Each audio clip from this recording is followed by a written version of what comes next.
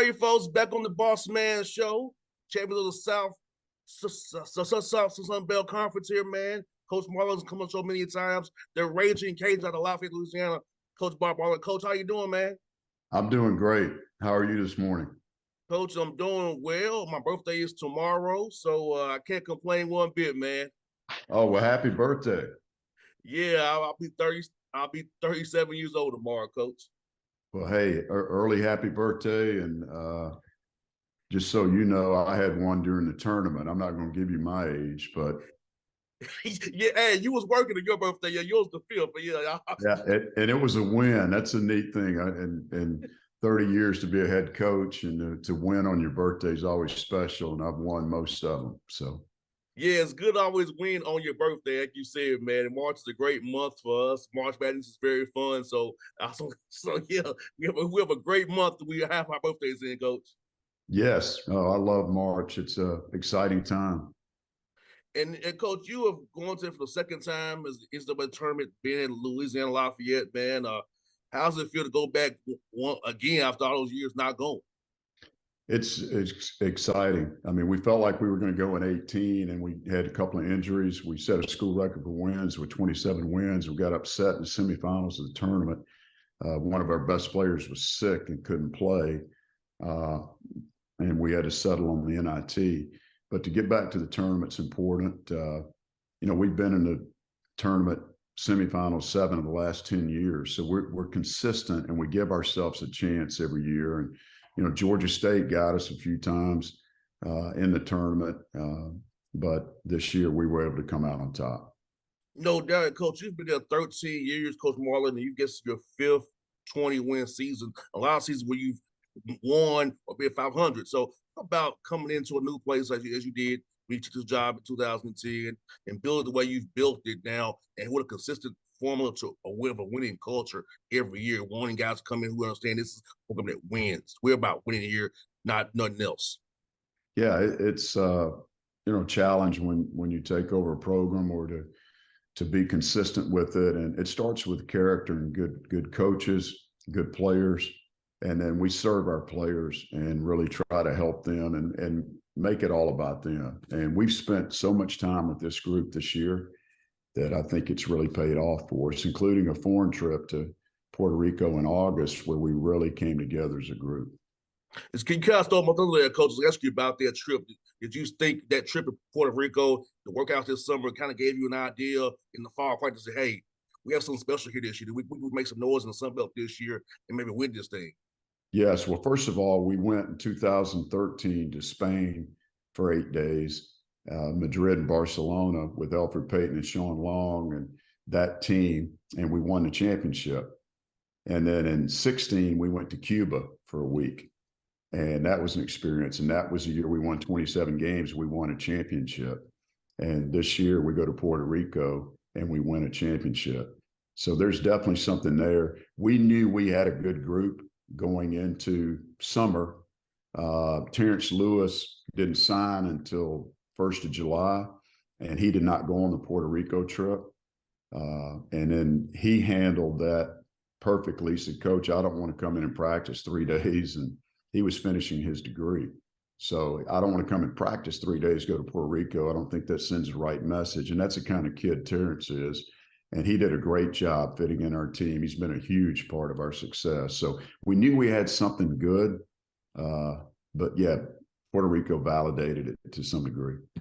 No doubt, Coach. And down there, being there in Lafayette with you guys, man, you come out there to play basketball and work on your game. It's not like New Orleans or Baton Rouge where you can just go out and have a good time. It's from Lafayette, you about to get your degree and playing ball. So do you feel like your location helps guys focus on getting better, developing their mental, developing on the court, and being a better player overall?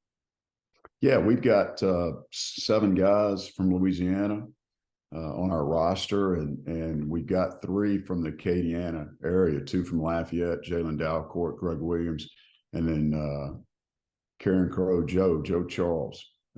So those guys being at home, and it's been a great atmosphere all year. We went undefeated at home in the Cajun Dome this year, first time in the 38-year history of the building, and the first time in 50 years that we had gone undefeated at home back to 1973. So half a century. And these guys have embraced that. They've embraced the conference, and now they're embracing the NCAA. And Coach Marlin, for those who don't understand how the Cajun Dome is, tell them about the environment in the Cajun Dome, how the environment, how the students is, the fans are, and that gives your players an extra boost to play there. Watching on TV, man, it can be a fun environment to be in.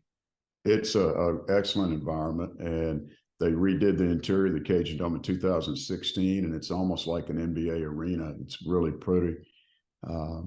And the crowd gets into it. We feed off our crowd. They're passionate fans. They always have been. We led the league in attendance for like 10 of my first 12 years here. This year we did not, but we still had great crowds, and they witnessed an undefeated season. No doubt, Coach. Let's kiss, man. What was your mindset of your team going to the tournament? Because I know you had come off of losing 3 out of 4 and won 2 more last of the regular season here, and then going to the tournament. So, what was your team's mindset going in after that little bad stretch from those 2 games, refocusing their mind to go to Pensacola and get this job done?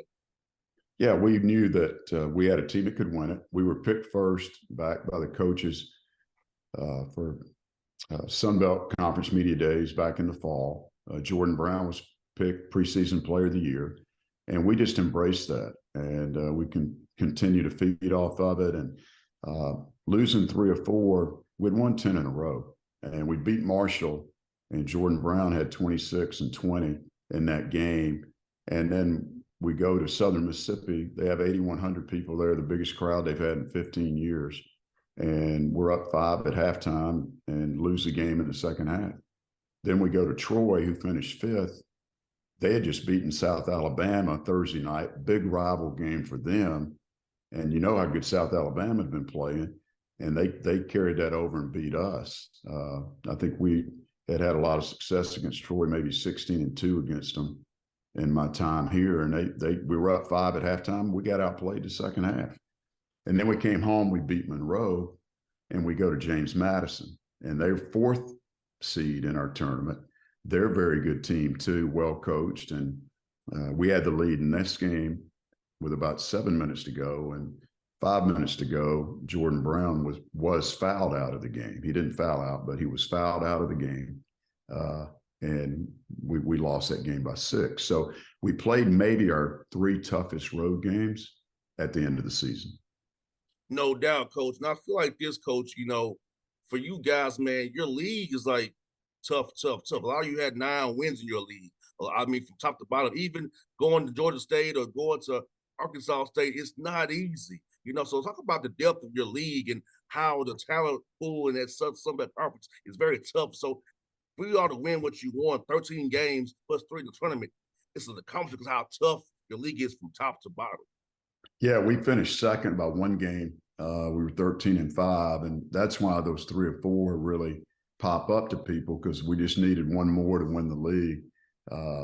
But we split with Southern Miss, and we beat Marshall 1 time. So, but the league's gotten better, and the new additions that came in, Old Dominion, James Madison, Marshall, and Southern Miss, have all been really good in basketball this year, and they've made this league really good. I feel like it's the best the league's been in 10 years. No doubt, Coach. Defensively, Coach, you held Georgia Southern to 49 points, 58 points.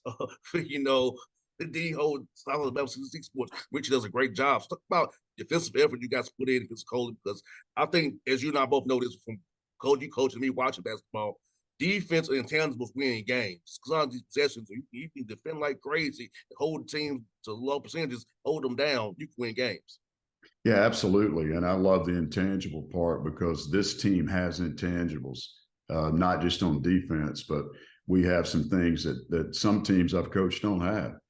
And that makes it special. But our defense wasn't great throughout the year. We had our ups and downs, and we told the guys going in, defense travels. We're going to go be the best defensive team there in the tournament, and I would think we were one of the better ones there. No doubt, Coach. What I also love about the intangible pieces is, because lots of times fans don't understand this. The games are won by a free throw blackout, a loose ball here or there, ball here and there. So the little small things add up to big things. You all played a lot of close games this year. And I thought those intangible pieces helped you out winning close games. And plus, you don't get good at close games unless you play in them. You can do it in practice all you want to, but not the same when you have referees and other opponent really learn how to win a close game. Yeah, we have been fortunate, and we didn't have too many close games this year. But as you get in the tournament, everything's magnified, right? And we do a drill this year that we've never done. One of our coaches brought it to us, and we do it almost every day. And it's called pressure free throw blockout, and it takes about 30 seconds, but we do it every day. And then when you get in that situation at the end of a game, and you know that you got to be solid with it, it certainly helps you. So the intangibles play a big part in it. And Coach Marlin, I think you have a very deep roster. I feel like up and down your roster, guys in your rotation can contribute every night. So about knowing that you can go to 9, 10 guys and know you got Jordan Brown, yes, but also you got other guys who contribute on a given night to help you if somebody have on an off night. Yeah, absolutely. Jordan was preseason player of the year. He didn't get it, unfortunately, but he received the most votes for the all conference team. And then Greg Williams made second team. He wasn't able to score in the tournament. He didn't play the second half. He got injured in the semifinals, and we hope to have him back for the NCAA tournament. And Kobe Julian, a guy that didn't start playing on Christmas, he was a second team preseason pick, and he was an all conference player last year. But Terrence Lewis, Jalen Dalcourt, Themis Fulks played great for us this year. Mike Thomas, Joe Charles, Isaiah Richards. We've got a good group, and we feel like we've got eight or nine guys that could be starters. No doubt. That's very important tournament time because, I'll tell you what, having depth is very, very, very important. And, Coach, for you, man, having a team like you have, man, talk about them off the court. I've watched the game. I feel like your team was very connected, very in tune to each other. And it was very much one as one. It wasn't about even the guys who didn't worry about playing, cheering their teammates on. So talk about having an environment where guys cheer each other on, even if they get to say one, they see the bigger good, which is the team. No, that's a great point, and I'm glad you brought it up because this group is more connected maybe than any group I've had. And I've had some good ones, but this group's just different.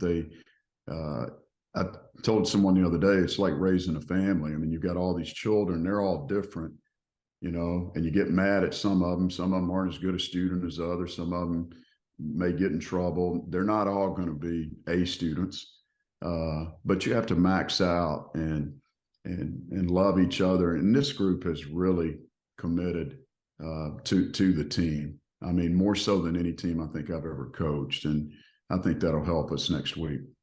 No doubt, coaches. Do you all, last one for you, coach, do you all have anything planned for the Cajun Dome this weekend of Saturday, Sunday? So people come watch you guys and cheer on with you, see where you all be playing next week? Yeah, we're going to go to Walk-On's restaurant here and have some of our boosters there and some people, have the team there for Sunday for the selection show. And then we'll leave right from there and go immediately back to the office and start working. We've been looking at 8 or 10 teams right now we think we might play. So we'll get that narrowed down pretty quick on Sunday. And then Monday's practice, we'll know. No doubt. Coach Marlin, I was going to talk to you, Coach Marlin. Congrats on the win, man. I hope you get a win at bracket, man, and get you guys some more notoriety on that big stage, man. I appreciate it. Appreciate you every time. Thank you. Thanks, Coach. Have a good one now. All right. Take care. Keep in touch. We'll do, Coach. Thank you. All right.